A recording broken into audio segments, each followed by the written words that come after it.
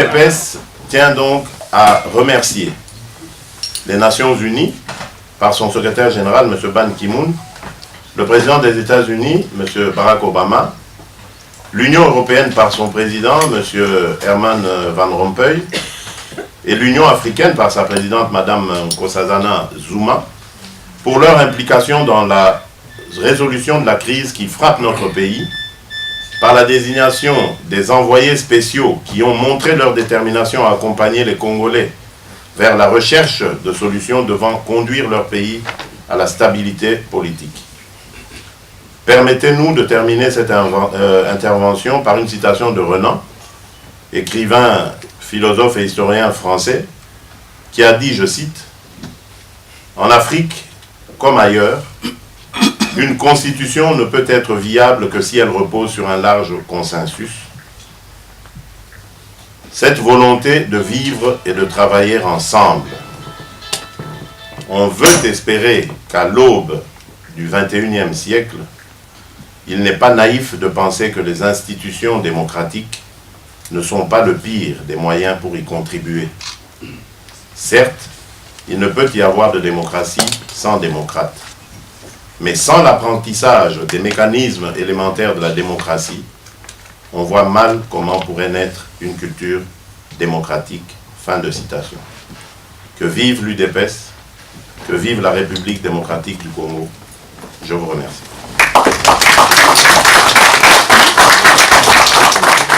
Bonjour d'abord. Bonjour Mbawechi.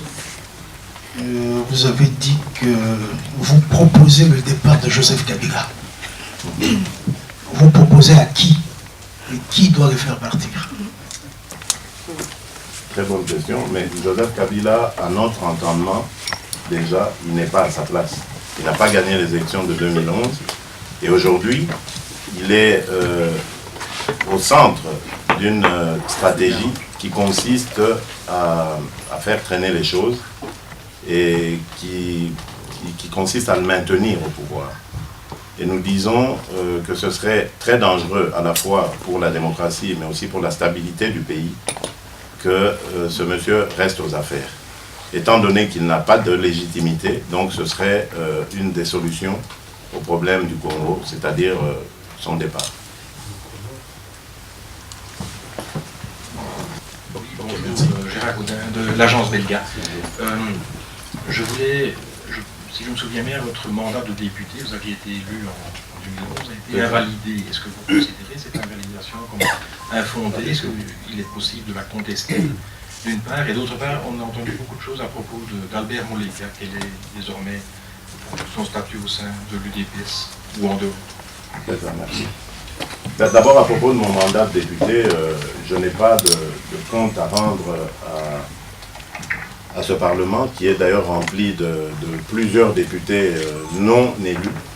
Et ce n'est pas moi qui le dis. Il y a eu, rien que dans le propre camp de Kabila, 300 plaintes que les uns ont déposées contre les autres, donc entre eux. Donc c'est vous dire que c'est vraiment un ramassis de gens qui sont désignés par la seule volonté de leur chef de file et non pas par la volonté de notre peuple. C'est pourquoi j'avais refusé en son temps d'aller siéger à leur côté. Et depuis lors, évidemment, ils ont fait cette manœuvre, mais je ne me sens pas du tout sanctionné parce que je continue à bénéficier du soutien de mon électorat et j'espère que j'aurai l'occasion de le prouver à la face du monde lorsque j'effectuerai très bientôt une descente à Mbuji-Mayi. En ce qui concerne M. Albert Moleka, il est toujours de l'UDPS, ça je vous l'informe d'emblée, mais il n'est plus au cabinet parce que tout simplement son temps est arrivé de quitter le cabinet. Je ne vois pas pourquoi je ferais plus de commentaires là-dessus. Il a, je crois, publié une lettre de démission et depuis, il n'est plus au cabinet du président de l'UDPS, mais il reste membre de l'UDPS. Micro du pasteur Boubou. Kabila est sous pression. La communauté internationale ne veut plus que Kabila après le troisième mandat. Une question qui se pose dans la diaspora ou partout au Congo, je crois, c'est est-ce que Félix Tshisekedi serait candidat présidentielle 2016. Dieu seul sait. Je crois que nous avons un excellent candidat qui a démontré en 2011 qu'il pouvait, sans moyens, sans accompagnement, sans coalition, j'allais dire, qu'il pouvait faire gagner le parti qui est l'UDPS. Donc, je crois qu'il n'y a aucune raison jusque-là de le changer. Nous avons le meilleur candidat qui soit à l'UDPS, en Étienne Tshisekedi. Et je crois que jusque-là, si Dieu lui prête vie et santé, ce sera notre candidat en 2016. Le problème de Félix Tshisekedi se posera un jour, sûrement, parce qu'Étienne Tshisekedi n'est pas éternel. Mais ce jour-là, revenez me poser la question et je vous répondrai. La première question, c'est de savoir, je voulais d'abord parler des gens qui sont en prison, parce que c'est vraiment ma grande préoccupation cet après-midi. À la sortie de la prison de Makala, vous avez dit que vous avez vu Diomi Ndongala et M. Kabashi. Et vous avez dit que vous irez voir la communauté internationale pour voir qu'est-ce qu'ils peuvent faire ensemble pour que ces gens-là soient libérés. Mais aujourd'hui matin, on a vu et on a entendu que M. Kabashi, 3 ans de prison. Qu'est-ce que vous comptez faire réellement pour que cela soit résolu avec la communauté internationale ou avec le peuple?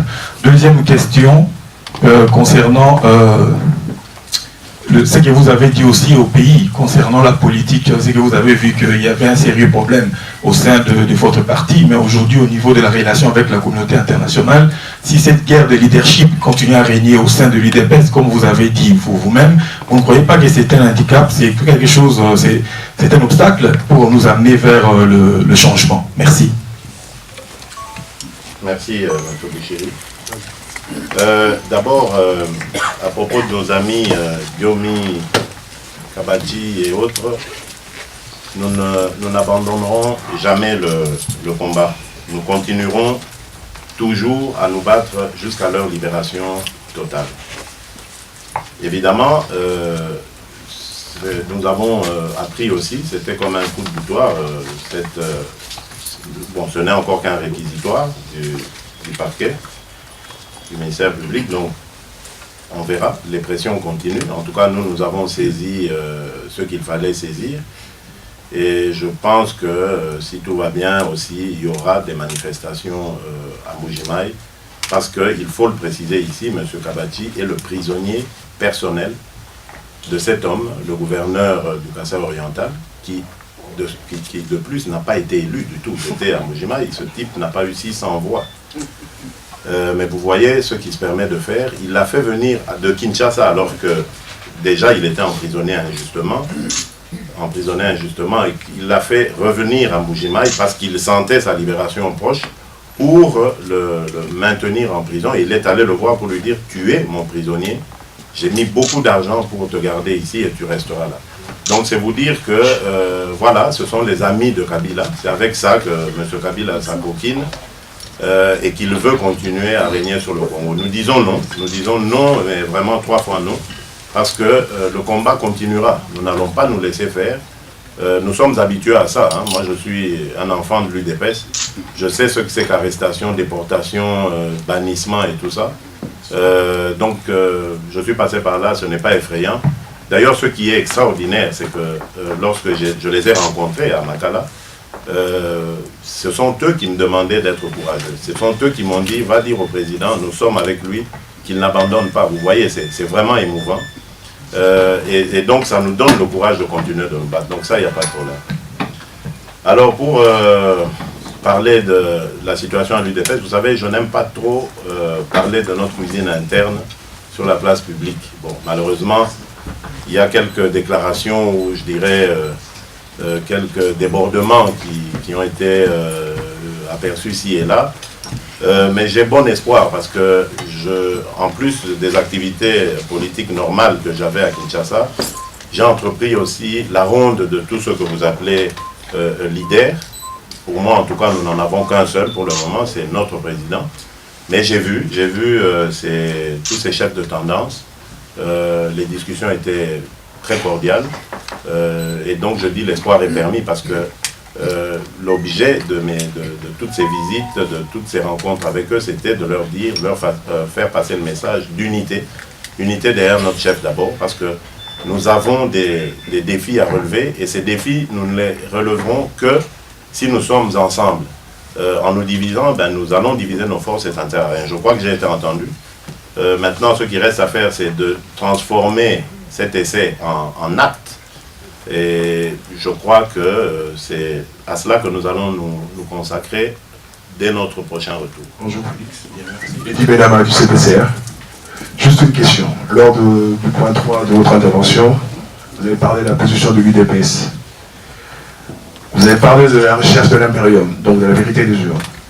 Un peu plus loin, vous avez parlé de l'absence du calendrier global des élections 2016.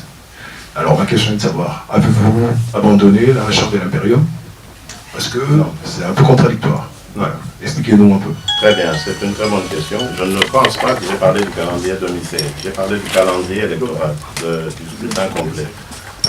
Ça, c'est une chose. En plus, ce qui est vrai, c'est que la vie continue. On ne peut pas rester accroché au passé. Le passé nous permet de mieux envisager, de mieux appréhender l'avenir. C'est pour ça que nous revenons incessamment à ce contentieux électoral qui doit nécessairement être vidé. S'il n'est pas vidé, nous ne saurons pas dire à notre peuple que cette fois-ci les choses évoluent, les choses sont en passe d'être, de mieux se passer. Nous ne saurons pas le dire à notre peuple, nous ne saurons pas le mobiliser pour aller aux élections parce que les gens aujourd'hui n'y croient pas. En 2011, ils avaient parcouru des centaines de kilomètres parfois pour aller voter. Ils ont cherché comment mettre leur bulletin dans les urnes. Tout cet effort a été découragé par le hold-up électoral. Donc il est nécessaire qu'on clarifie cette situation. Et nous, à l'UDPS, nous savons que Kabila a volé la victoire d'Étienne Tshisekedi et ça passe par le fait de rétablir cette vérité pour que le processus continue normalement. Maintenant, lorsque nous récupérons notre impérium, nous n'allons pas nous imposer pendant 5 ans forcément, mais nous ouvrirons des discussions pour qu'on statue, si vous voulez, sur les 2 ans et demi maintenant d'imposture. Donc qu'est-ce qu'on fait de ces 2 ans? On continue pendant 2 ans et demi ou on commence notre mandat de 5 ans ça fait l'objet de discussions politiques. Nous n'allons pas imposer notre point de vue pour autant, mais ce qui est certain, c'est que tout va se passer normalement et que le processus électoral sera Merci. Le docteur En fait, je demande à Félix s'il m'est autorisé d'enrichir sa réponse concernant, pour rassurer Madame Marie-France. alors, soyez bref, 2 minutes, c'est bon. En fait, votre question, c'est concernant les menaces, l'arrogance de celui qui se cramponne au pouvoir et qui a évoqué le colonialisme, le néocolonialisme. Non, nous pensons que la communauté internationale a raison, a le droit et la responsabilité, la légitimité de faire ce qu'elle est en train de faire actuellement au Congo. Pourquoi? D'abord, c'est par esprit de justice. Le Congo a contribué à la paix mondiale, à l'âge d'or de ce pays-ci, à l'hégémonie de l'Europe, à l'équilibre international lors de la guerre froide, etc. Et puis, la communauté internationale, j'attends par là, tous les contribuables de la communauté internationale dépensent plus de 1 milliard de dollars pour essayer de pacifier, de stabiliser la situation au Congo à travers la MONUSCO. Et à même plus de 20 000 personnes civiles et militaires qui sont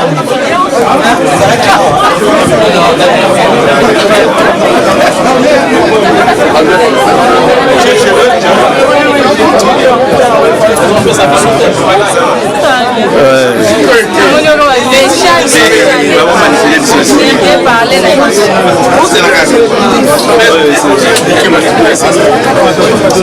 Bien parler na biso mon bébé tuna masolo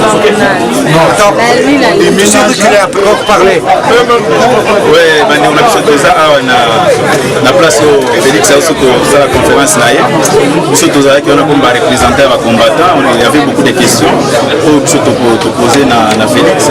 Je pense que à répondre na oyo esengelaki à répondre mais la réponse mosusu etaki combattant et convaincre ngai te parce que makambo ya camere surtout biso toza nango d'accord te.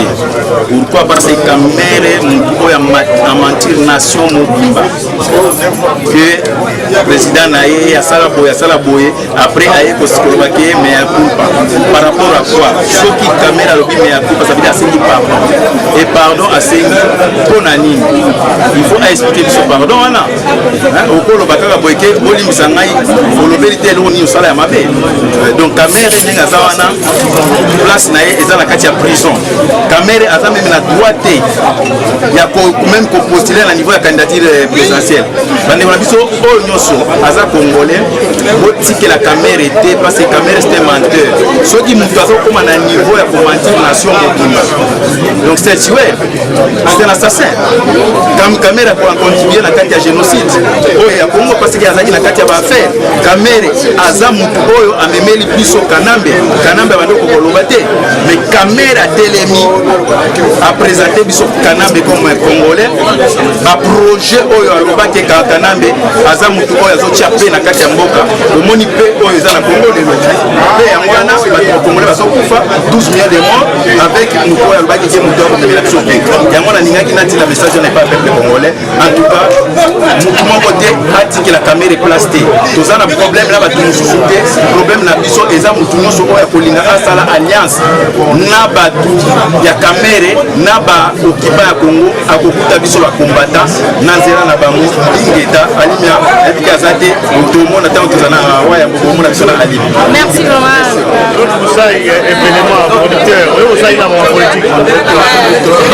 Franchement, avant d'être producteur dans un endroit, là où on parle du Congo, ça peut toujours m'interpeller. C'est la raison pour laquelle on a pu assister quand même à la conférence. On a évolué à Boka, comment ça va se passer. Pour retenir la conférence. En tout cas, on a retenu qu'on a quitté l'éthique. De comprendre. On a quitté. On a parlé sur la corruption, on a parlé sur le fichier électoral, des trucs comme ça. Donc, enfin, dans la maîtrise, il fallait quand même comprendre. C'est la raison pour laquelle on a qui peut l'intéresser en tant que patriote. Naza combattant, mais Naza patriote. On a qui quand même une évolution qui est là tout le temps sur Internet, vous avez dû profiter mieux de voir et d'attendre l'opportunité et de comprendre. Mais je suis dans la position et je profite aussi pour annoncer que la soirée est maintenue pour le 11 juillet à Paris, que nous rendons hommage à King Castel et Minéa. Donc j'invite tout le monde et puis il y aura aussi des compatriotes qui viendront, des combattants pour passer aussi le message dans le cadre toujours il y a malgré toujours Bina, toujours Sakana, toujours Sané, mais on pense toujours aussi au pays. Merci beaucoup. Merci.